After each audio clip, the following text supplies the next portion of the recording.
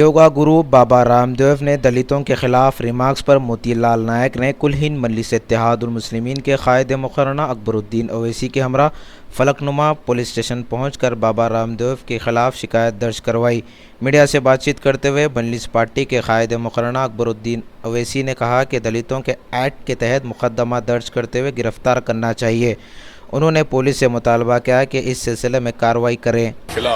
जो उन्होंने जो रिमार्क किया एसटी और दलित वुमेंस पर, वो रिमार्क के ऊपर पुलिस कंप्लेंट को फाइल करे और पुलिस जो है सो इस पर देखेगी। बोली हम जो है सो सीडीज, कॉपीज और न्यूज़पेपर कटिंग्स दिए हैं कि उन्होंने जो है सो दलितों का और दलित औरतों का बिलखुसूस जो उनके खिलाफ जो रिमार्क किया उसके ऊपर एहतजाज करते हुए केस बुक करवाया। और हम पुलिस से रिक्वेस्ट करें कि उनको SC/ST एट्रॉसिटी एक्ट में फ़ौरन उनको अरेस्ट करें, गिरफ्तार करें और उनको जेल भेजें। मुर्दाबाद मुर्दाबाद मुर्दाबाद मुर्दाबाद मुर्दाबाद रामदेव न्यायं చేయాలి।